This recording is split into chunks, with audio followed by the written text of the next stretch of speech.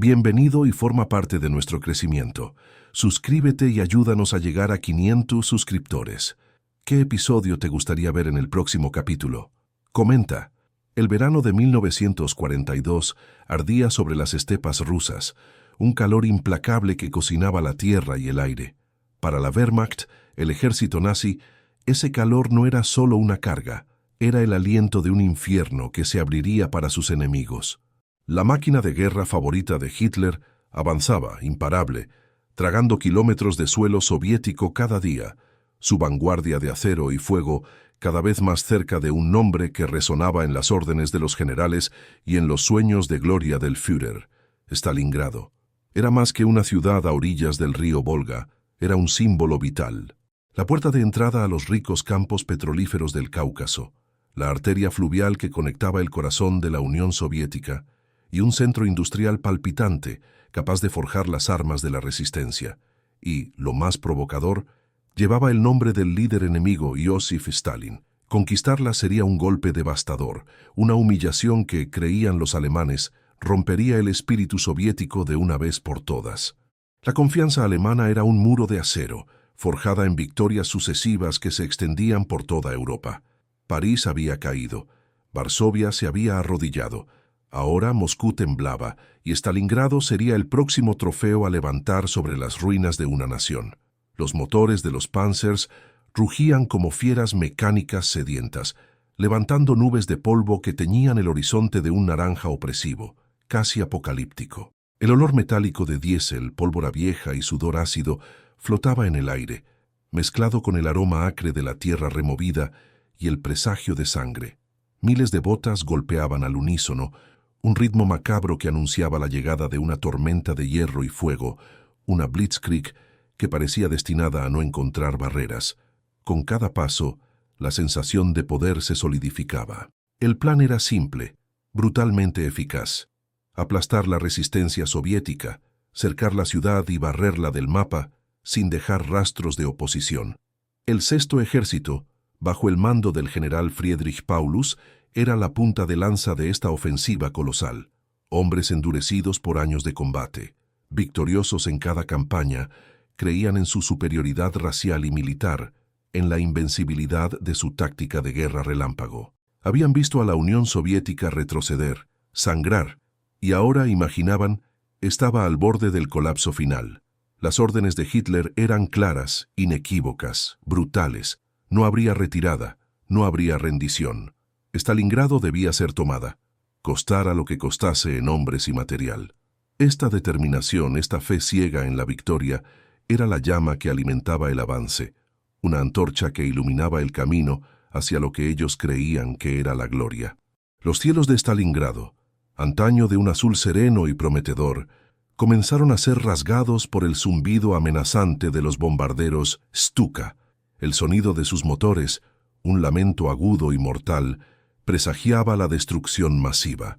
Las sirenas de ataque aéreo aullaban rasgando el aire, una advertencia desesperada para los habitantes de la ciudad. Stalingrado, un centro vital de producción industrial, con sus fábricas de tractores que ahora producían tanques, sus fundiciones y sus astilleros, era un objetivo prioritario, un premio codiciado. Sus habitantes, civiles comunes, obreros forjando el futuro, madres y niños buscando refugio, estaban a punto de ser engullidos por un torbellino de violencia que superaría cualquier pesadilla humana. No lo sabían, pero el infierno estaba a punto de materializarse en sus calles, en sus hogares, transformando cada ladrillo en polvo, cada vida en una estadística fría. La propaganda alemana, mientras tanto, pintaba un cuadro de triunfo inminente.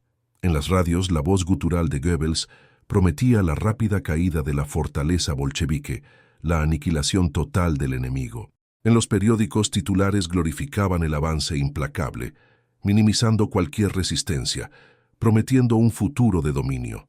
La Europa ocupada observaba, aprensiva, el desarrollo de la guerra en el este. El mundo contenía la respiración, consciente de que el destino de millones pendía de un hilo. ¿Sería este el fin de la Unión Soviética? ¿Sería este el golpe final que sellaría el destino del continente bajo la bota nazi? La arrogancia militar, el poderío bélico y la ambición política se fundían en una tormenta perfecta, una ola avasalladora marchando hacia Stalingrado. Aquella ciudad situada en la curva del Volga se convertiría en el escenario de una de las más brutales y sangrientas batallas de la historia humana. Un enfrentamiento que redefiniría el curso de la Segunda Guerra Mundial y grabaría para siempre la palabra Stalingrado en la memoria colectiva como sinónimo de sacrificio extremo, resiliencia indomable y horror inenarrable. Un abismo de sufrimiento estaba a punto de abrirse. Prepárate para presenciar la furia y la desesperación de uno de los mayores enfrentamientos jamás librados. Para sumergirte en las profundidades de un invierno despiadado y en la resiliencia inquebrantable del espíritu humano. Para comprender cómo la ambición puede llevar a la ruina y cómo la voluntad de sobrevivir puede florecer incluso en el más desolador de los escenarios. Suscríbete ahora y únete a nuestra legión de historiadores para vivir el pasado, desvelando las capas de una guerra que cambió el mundo. La furia del cielo se desató sobre Stalingrado. Olas sucesivas de bombarderos de la Luftwaffe rasgaron el tejido de la ciudad, transformándola en un infierno de cemento y acero retorcido.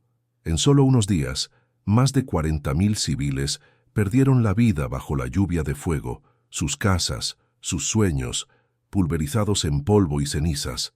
El olor a humo, pólvora y carne quemada impregnaba el aire, denso y sofocante, un velo macabro que oscurecía el sol. Calles antaño vibrantes se convirtieron en laberintos de escombros, cada esquina una trampa, cada edificio en ruinas una tumba potencial. El Volga, testigo silencioso, reflejaba las llamas que devoraban la ciudad, sus aguas teñidas con el brillo rojizo de la destrucción. Los primeros avances alemanes fueron arrolladores. Con la artillería pesada y los Panzers abriendo camino, las divisiones de infantería del Sexto Ejército de Paulus marcharon sobre los escombros, convencidas de que la victoria era inminente.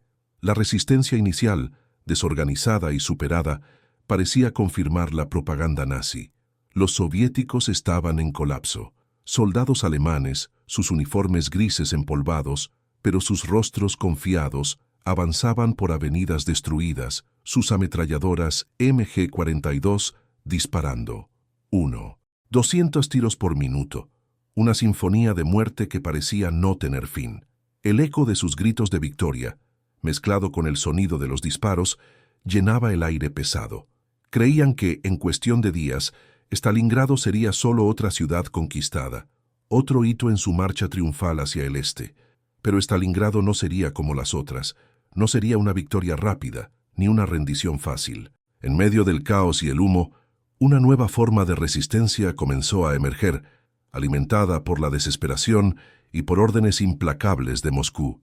Ni un paso atrás. El general Vasily Chuikov, comandante del 62º Ejército Soviético, transformó cada pedazo de cemento, cada pila de ladrillos, cada fábrica destruida en una fortaleza, un punto de sacrificio. La ciudad, antes un objetivo, se convirtió en un laberinto, una trampa mortal donde las ventajas tecnológicas alemanas se desvanecerían. Avanzar en Stalingrado era como entrar en una picadora de carne. Cada edificio, cada piso, cada habitación se transformaba en un campo de batalla aislado. El combate era brutal, íntimo, desesperado. No había líneas de frente claras. El enemigo podía estar en cualquier lugar, detrás de una pared, en una alcantarilla, en el tejado de arriba. El sonido constante de disparos de fusiles, Mosin Nagant, y ametralladoras PPSH-41 soviéticas, con su cadencia rápida e inconfundible, resonaba por las ruinas, un contrapunto mortal al rugido alemán. El olor a sudor, sangre y miedo se mezclaba con el del polvo y la cal, creando una atmósfera opresiva. Los tanques alemanes, tan eficaces en las estepas abiertas, se convirtieron en blancos fáciles en las calles estrechas y atascadas de escombros. Escondidos en sótanos o entre las ruinas, francotiradores soviéticos, como Vasily Zaitsev, transformaron la caza en deporte macabro, eliminando a oficiales y soldados alemanes con precisión quirúrgica, un tiro tras otro. Cada muerte era un golpe moral, una gota de sangre que manchaba la confianza germana. Las fábricas, antes símbolos de producción, ahora eran fortalezas de agonía, como la fábrica de tractores, la fábrica de barricadas y la casa de Pavlov, donde pequeños grupos de defensores soviéticos resistieron durante semanas a ataques incesantes, transformándolos en símbolos de una resistencia inquebrantable. El optimismo inicial de los alemanes comenzó a desintegrarse, corroído por la realidad de la guerra urbana. Lo que parecía una victoria segura se transformó en una pesadilla de combate cuerpo a cuerpo, de emboscadas y de pérdidas incesantes. Con cada paso conquistado, se pagaba un precio exorbitante en vidas. La confianza se desvanecía, sustituida por una exhaustividad creciente y por el terror constante de lo desconocido. Stalingrado, la ciudad que debía ser el trofeo, se estaba convirtiendo en la tumba de una legión. El infierno se había abierto y se estaba congelando. Avanzar en Stalingrado era como entrar en una picadora de carne. Cada edificio, cada piso, cada habitación se transformaba en un campo de batalla aislado. El combate era brutal, íntimo, desesperado. No había líneas de frente claras. El enemigo podía estar en cualquier lugar, detrás de una pared, en una alcantarilla, en el tejado de arriba. El sonido constante de disparos de fusiles Mosin Nagant y ametralladoras PPCH-41 soviéticas, con su cadencia rápida e inconfundible, resonaba por las ruinas, un contrapunto mortal al rugido alemán. El olor a sudor, sangre y miedo se mezclaba con el del polvo y la cal, creando una atmósfera opresiva. Los tanques alemanes, tan eficaces en las estepas abiertas, se convirtieron en blancos fáciles en las calles estrechas y atascadas de escombros. Escondidos en sótanos o entre las ruinas, francotiradores soviéticos como Vasily Zaitsev transformaron la caza en deporte macabro, eliminando a oficiales y soldados alemanes con precisión quirúrgica, un tiro tras otro. Cada muerte era un golpe moral, una gota de sangre que manchaba la confianza germana. Las fábricas, antes símbolos de producción, ahora eran fortalezas de agonía, como la fábrica de tractores, la fábrica de barricadas y la casa de Pavlov, donde pequeños grupos de defensores soviéticos resistieron durante semanas a ataques incesantes, transformándolos en símbolos de una resistencia inquebrantable. El optimismo inicial de los alemanes comenzó a desintegrarse, corroído por la realidad de la guerra urbana.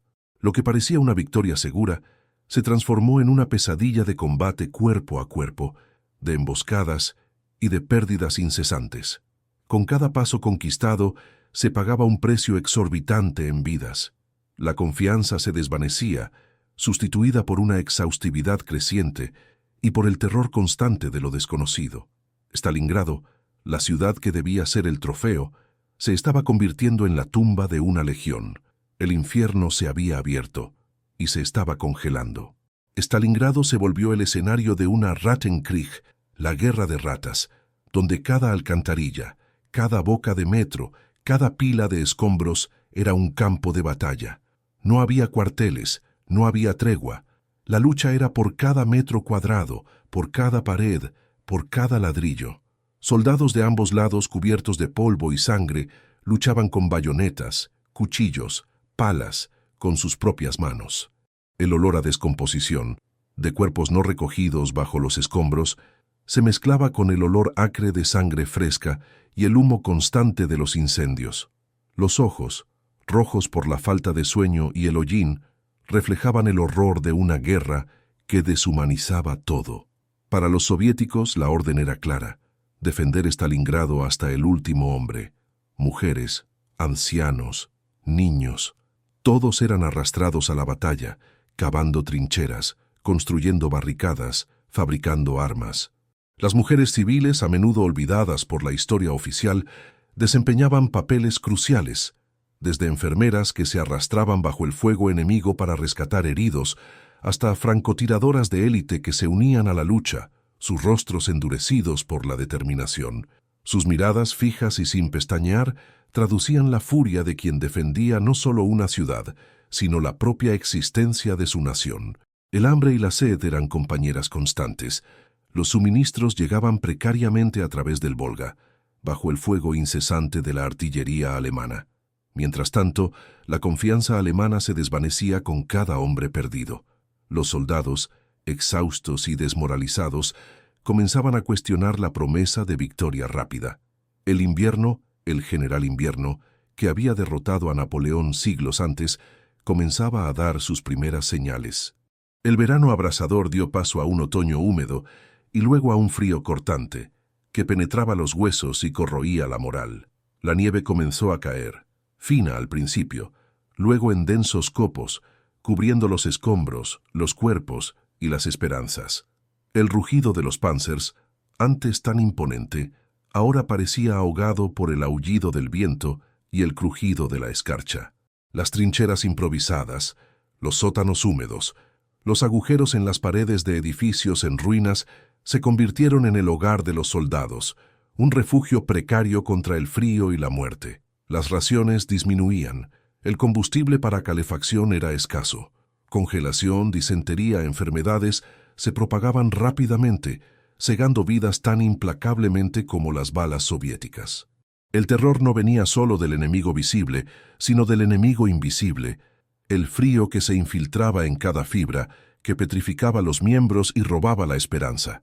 Las órdenes de Hitler, de no retroceder, de mantener cada pedazo de tierra conquistado, se transformaron en una sentencia de muerte. Las líneas de suministro alemanas, ya estiradas al límite por las vastas distancias de la estepa rusa, comenzaron a fallar bajo el impacto del invierno y la creciente resistencia soviética. La comida escaseaba, las municiones escaseaban, los equipos de invierno prometidos nunca llegaban en cantidad suficiente.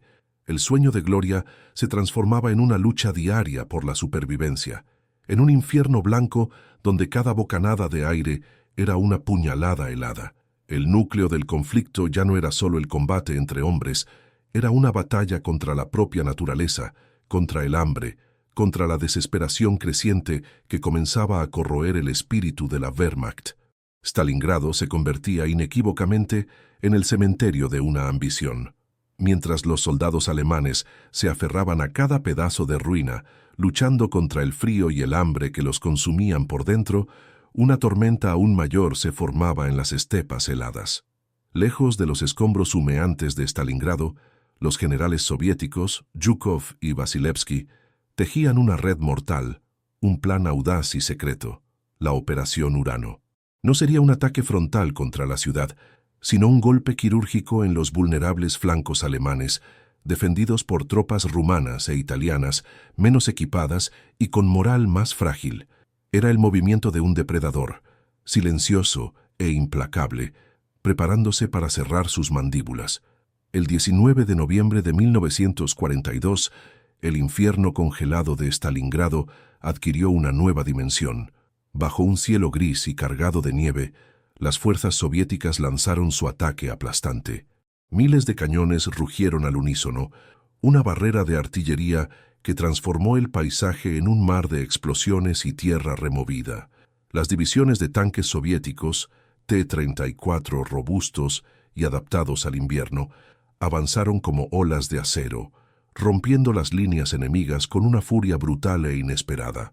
El sonido de sus motores, mezclado con el grito de guerra de los soldados soviéticos, resonaba por la estepa, un presagio de desgracia para la Wehrmacht. El shock fue devastador. Los flancos rumanos e italianos, desprevenidos para la intensidad del asalto y sufriendo con el equipo inadecuado para el invierno, se desmoronaron. En pocos días, los dos brazos de la pinza soviética, uno viniendo del norte, otro del sur, barrieron las defensas convergiendo con una velocidad aterradora. El mundo y más importante, el Sexto Ejército alemán, percibió demasiado tarde la magnitud del desastre. El 23 de noviembre, cerca del pueblo de Kalach, los tanques soviéticos se encontraron cerrando el anillo. El Sexto Ejército, con más de 250.000 hombres, estaba irremediablemente cercado, atrapado. Una trampa mortal había sido activada, y Stalingrado, de objetivo, se había convertido en una prisión helada. El aire dentro de la bolsa de Stalingrado se volvió denso con la desesperación. El rugido de los motores alemanes fue sustituido por el silencio opresor del aislamiento, roto solo por el aullido del viento y el sonido distante de la artillería soviética, que ahora venía de todas las direcciones. El olor a pólvora y diésel dio paso al olor a orina congelada, a cuerpos en descomposición bajo la nieve, a desesperación humana. Las comunicaciones con el alto mando alemán se volvieron erráticas, luego casi inexistentes. La promesa de rescate, de un corredor de suministros aéreos, era un espejismo cruel. Hitler, en su terquedad inflexible, prohibió cualquier intento de retirada, condenando al Sexto Ejército a luchar hasta el último hombre. Stalingrado no sería abandonada. Las condiciones dentro de la Kessel, la caldera, como los alemanes pasaron a llamar al cerco, se deterioraban a cada hora. La temperatura se desplomó a 30 Brixundas, 40 Pinta, con vientos cortantes que transformaban la nieve en agujas heladas. Las raciones fueron drásticamente recortadas, transformando a soldados robustos en espectros hambrientos. El hambre se convirtió en un enemigo tan letal como los soviéticos. Se sacrificaron caballos para el consumo, luego perros, ratas e incluso la corteza de árboles. El cuerpo humano, en su lucha desesperada por energía, comenzó a consumirse. La moral se desplomó. Lo que antes era una fuerza de combate orgullosa y victoriosa, ahora era un grupo de hombres congelados, hambrientos y sin esperanza. Las conversaciones en los puestos de mando eran de desesperación. No hay comida, no hay munición, no hay esperanza. La disciplina antes de acero comenzó a ceder bajo el peso del sufrimiento. Soldados desertaban, aunque no había a dónde ir, o sucumbían a la apatía, a la gangrena, a la locura. Las ejecuciones sumarias por deserción o insubordinación se hicieron más frecuentes, un último y desesperado esfuerzo para mantener algo de orden en medio del caos total. La atrocidad no era solo el acto de matar al enemigo, sino la degradación lenta y sistemática de la propia humanidad. Los heridos yacían en refugios improvisados, sin medicamentos, sin esperanza de evacuación. Sus gritos de dolor se mezclaban con los gemidos de los moribundos. Médicos impotentes veían a sus pacientes morir de congelación, de infecciones, de hambre. El olor a enfermedad y muerte era punzante, incluso en el frío paralizante. Los pocos aviones de transporte que lograban burlar el bloqueo soviético traían solo una fracción de los suministros necesarios y se llevaban, con suerte, un puñado de heridos graves. Era una gota en el océano de necesidad. Con cada día que pasaba, el cerco se apretaba, la esperanza disminuía, y la realidad de un final terrible se hacía más clara. El general Paulus, atrapado en su propia trampa, aguardaba órdenes de un Führer que vivía en una realidad distante, ajeno al infierno que había creado. La promesa de un corredor aéreo, de suministros lanzados desde el cielo, era la última y frágil esperanza para los hombres del Sexto Ejército. Pero la realidad era brutal. La Luftwaffe, sobrecargada y con aeródromos distantes, no lograba romper el cerco soviético con la frecuencia y la capacidad necesarias. Los aviones, pocos y vulnerables, eran derribados antes incluso de acercarse, o enfrentaban nevadas despiadadas que les impedían despegar. Lo que llegaba, cuando llegaba, era una fracción irrisoria del mínimo vital, unos pocos cientos de kilos de ración por día para más de 250.000 de hombres. Era un escarnio, una crueldad que solo la guerra puede forjar, alimentando la ilusión mientras la muerte se acercaba. El hambre era una tortura constante, un agujero negro en el estómago que robaba la fuerza, la concentración y, finalmente, la cordura. Los soldados, antes orgullosos y disciplinados, se transformaron en sombras pálidas, tambaleantes, con los ojos vidriosos de inanición. La gangrena avanzaba, cegando dedos, pies, manos, cuerpos enteros, sin que hubiera forma de detener su marcha implacable. Los refugios improvisados, las madrigueras en la nieve, estaban repletos de moribundos, sus gemidos amortiguados por el aullido del viento y por la indiferencia de la muerte. Cada mañana era un inventario macabro de nuevos cuerpos congelados, rígidos, que se acumulaban en las fosas, convirtiéndose en parte del paisaje blanco y desolador. El olor a muerte, frío y dulce, flotaba sobre la Kessel, un sudario invisible. Mientras la Luftwaffe fallaba en su misión de rescate aéreo, otra operación desesperada, la Operación Tormenta Invernal, fue lanzada por Manstein, buscando romper el cerco por tierra. Tanques e infantería alemanes, reunidos a toda prisa, intentaron abrirse camino a través de las líneas soviéticas con la esperanza de alcanzar a sus camaradas sitiados. El sonido distante de los cañones y la visión de cohetes en el horizonte reavivaron una chispa de esperanza en los ojos de los hombres de Paulus, una promesa de salvación. Pero la distancia era grande, la resistencia soviética feroz y el invierno, un aliado implacable de los defensores. Con cada kilómetro que las fuerzas de Manstein avanzaban, el precio en vidas era exorbitante y el hielo del Volga se convertía en una barrera infranqueable. La negativa de Hitler a permitir que Paulus intentara una fuga, una salida estratégica, selló el destino del Sexto Ejército. El Führer, en su megalomanía, veía Stalingrado como un punto de honor, un sacrificio necesario para la victoria final. La orden era permanecer y luchar, una sentencia de muerte proferida a miles de kilómetros de distancia, en un búnker calentado y seguro. Cada día, las radios dentro de la bolsa transmitían mensajes cada vez más desesperados, pedidos de ayuda que eran respondidos con órdenes irrealistas y promesas vacías. El silencio de la radio, cuando finalmente llegaba, era más elocuente que cualquier palabra, la confirmación de que estaban solos, abandonados. La moral soviética, por otro lado, crecía cada día. Veían en cada cuerpo alemán congelado, en cada prisionero hambriento y desmoralizado, la prueba de que el enemigo no era invencible. La Operación Urano había sido un éxito rotundo, y ahora la Operación Anillo estaba en marcha, buscando aplastar completamente la bolsa. Los ataques soviéticos se volvieron más frecuentes, más feroces, metódicos. Sabían que el tiempo estaba a su favor, que el frío y el hambre eran sus aliados más poderosos. Los gritos de ¡hurra! De los soldados soviéticos, mezclados con el sonido de las ametralladoras y los tanques T-34, eran el sonido de la inevitabilidad, el canto fúnebre de un ejército moribundo. Dentro de la Kessel, la ley de la selva comenzó a prevalecer. La disciplina se desintegraba. Soldados se robaban unos a otros, luchaban por un trozo de pan, por un lugar más cálido. Oficiales perdían el control de sus unidades. La línea entre combatiente y civil, ya tenue, desapareció. Civiles que se habían quedado en la ciudad, atrapados en el cerco, compartían el mismo destino, la misma hambre, el mismo miedo. Madres intentaban calentar a sus hijos en medio de los escombros, sus ojos vacíos, sin lágrimas, solo el instinto primitivo de proteger a su prole en un mundo que se había vuelto loco. La dignidad humana, aplastada bajo el peso de la guerra, era un lujo que nadie podía pagar. La resistencia, antes feroz, se volvió esporádica, desesperada.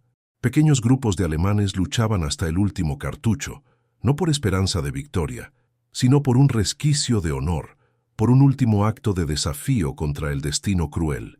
Pero la mayoría estaba exhausta, congelada, hambrienta, esperando solo el final. El invierno de 1942-1943 se profundizaba, y con él la certeza de que no habría milagro. Con cada nevada, con cada día sin suministros, el cerco de Stalingrado se transformaba de una batalla en una carnicería, en una ejecución lenta e inevitable de un ejército entero. El clímax se acercaba, no con la gloria de la batalla, sino con el gemido final de un imperio desmoronándose bajo el peso de su propia arrogancia. Mientras la promesa de rescate se desintegraba como hielo bajo el sol, la realidad dentro de la Kessel se volvía cada vez más infernal. El invierno apretaba su abrazo mortal. La temperatura se desplomó a niveles insoportables, transformando cada respiración en un dolor cortante, cada paso en una lucha contra la parálisis. Los soldados, ya debilitados por el hambre y la exhaustividad, sucumbían a miles a la congelación, sus cuerpos convirtiéndose en estatuas rígidas en medio de la nieve. El olor a muerte, que antes era una nota discreta, ahora dominaba el aire, mezclándose con el olor metálico de la sangre y el agrio de la desesperación. La Operación Anillo, el plan soviético para aplastar la bolsa, avanzaba inexorablemente. Miles de cañones soviéticos, posicionados en anillo alrededor de la ciudad, disparaban sin tregua, transformando los últimos reductos alemanes en un infierno de fuego y metralla. El sonido de las explosiones era continuo, un trueno incesante que hacía temblar la tierra y zumbar los oídos.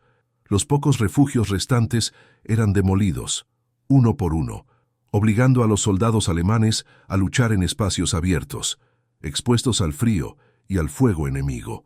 Los tanques T-34, antes temidos, ahora eran máquinas de destrucción metódica, barriendo las trincheras y los puntos de resistencia con sus armas pesadas. El hambre alcanzó niveles grotescos. Las pocas raciones que llegaban eran disputadas con la ferocidad de animales hambrientos. Relatos aterradores de canibalismo comenzaron a circular entre los soldados, susurros macabros que corroían lo que quedaba de la moral y la humanidad. La imagen de hombres luchando por restos de comida o revolviendo cuerpos congelados en busca de suministros era la prueba más sombría de la degradación que la guerra imponía. La desnutrición causaba alucinaciones, debilidad extrema y una apatía mortal. Muchos simplemente se rendían, sentándose en la nieve a esperar la muerte, sin fuerzas para levantar sus fusiles o siquiera gritar. El general Paulus, acorralado en su búnker bajo los grandes almacenes Univermag, enfrentaba un dilema imposible.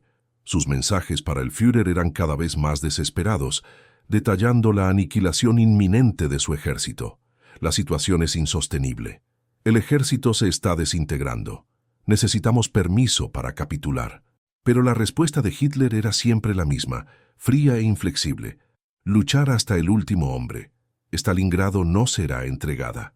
Con cada negativa, la esperanza de Paulus se deshacía en polvo, y el peso de la responsabilidad por la vida de sus hombres se volvía insoportable. La honra militar, un concepto tan caro a los generales alemanes, estaba siendo triturada bajo las ruedas de la intransigencia de su líder. La disciplina, ya frágil, se desmoronó completamente.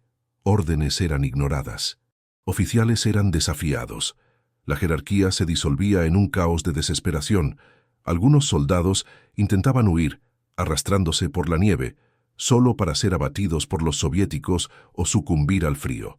Otros, en un último acto de desafío, gastaban sus últimas balas en ataques suicidas contra las líneas enemigas. Ya no había estrategia, solo la lucha desesperada para sobrevivir un minuto más, una hora más. Los heridos, amontonados en hospitales de campaña sin calefacción y sin suministros, morían en agonía, sus cuerpos demacrados y sus voces roncas de dolor mezclándose con el viento helado que penetraba cada rendija. Las fuerzas soviéticas, por su parte, sentían el olor de la victoria. Con cada avance, con cada grupo de alemanes capturado, con cada metro de ruinas reconquistado, la moral se elevaba. Los gritos de ¡hurra! Resonaban por las calles devastadas. Ya no solo un grito de guerra, sino un canto de triunfo.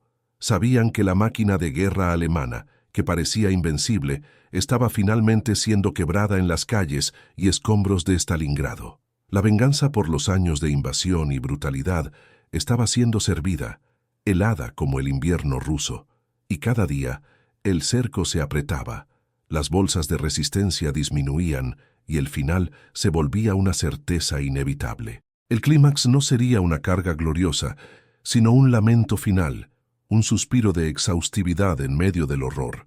El Sexto Ejército, antes la joya de la Wehrmacht, estaba ahora reducido a un grupo de fantasmas congelados y hambrientos, al borde de la aniquilación total.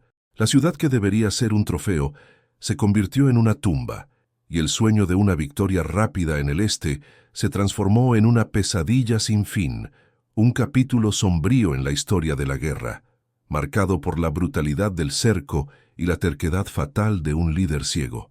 El final se acercaba, no con la furia de un trueno, sino con el gemido arrastrado de un ejército moribundo.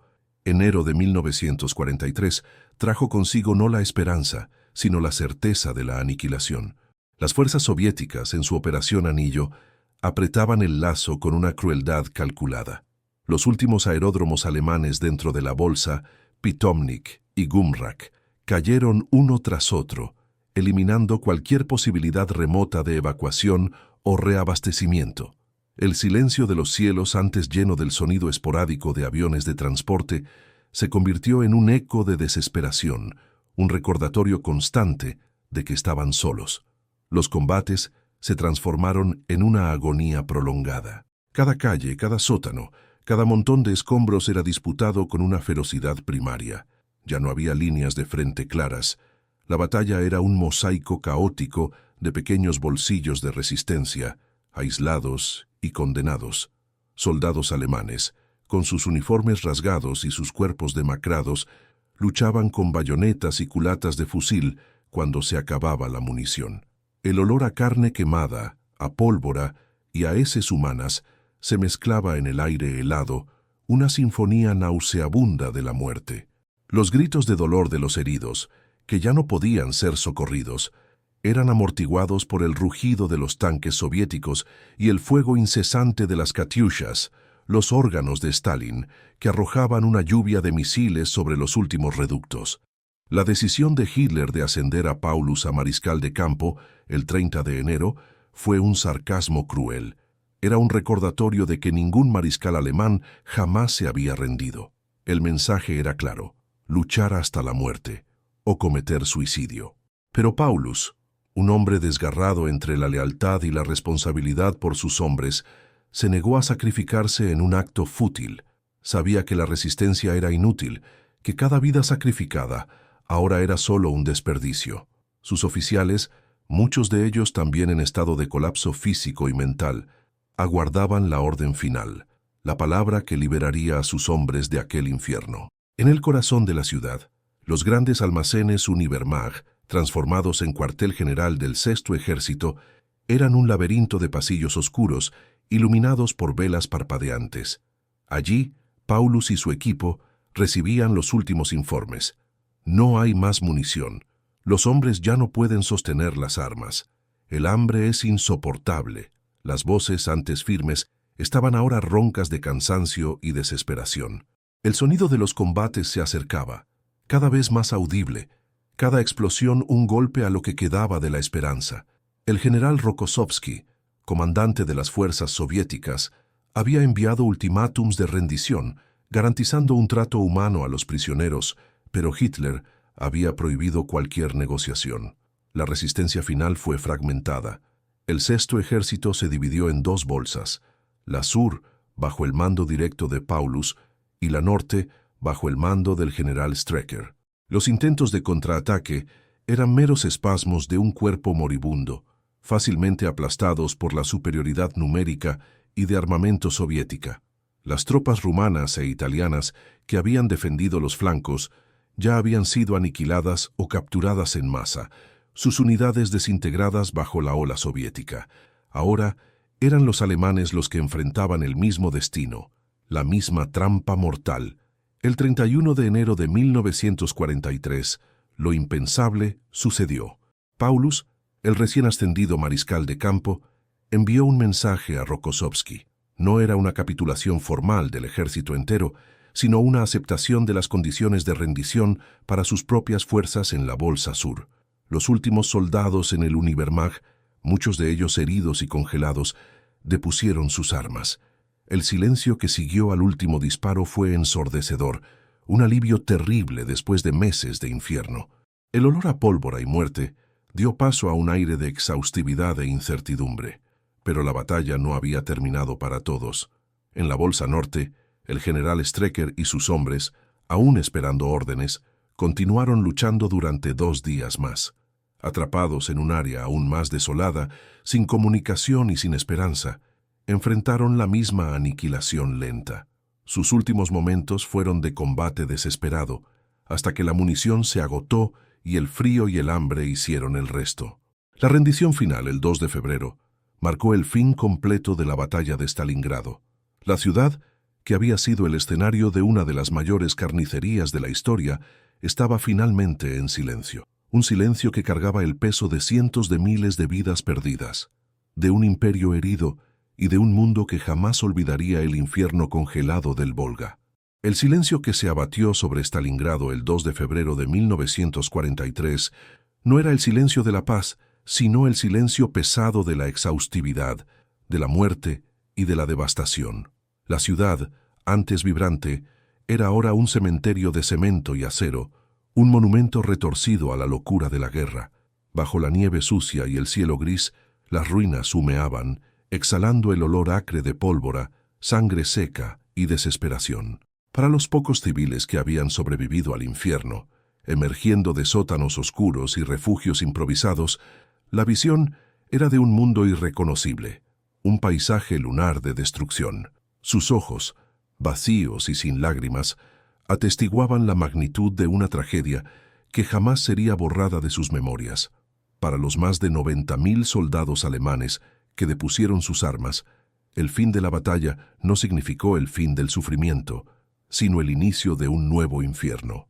Congelados, hambrientos y enfermos, fueron reunidos en vastas columnas, obligados a marchar bajo la guardia soviética hacia el este, rumbo a los campos de prisioneros de guerra, los temidos gulags.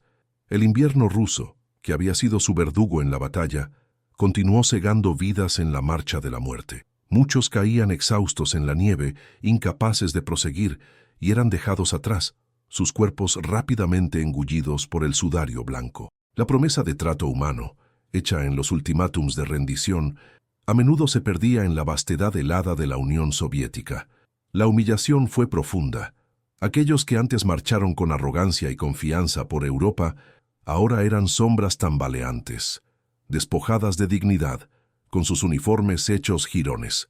La imagen de generales alemanes, incluyendo un mariscal de campo, siendo capturados, era un golpe devastador para la propaganda nazi y para la moral de la Wehrmacht. De los 90.000 prisioneros, se estima que solo unos 6.000 regresarían a Alemania años después, marcados para siempre por las pruebas inimaginables que enfrentaron. La mayoría perecería de hambre, frío, enfermedades o trabajo forzado en los campos de concentración soviéticos, sus historias perdidas en el silencio de la historia, sus nombres solo números en registros olvidados.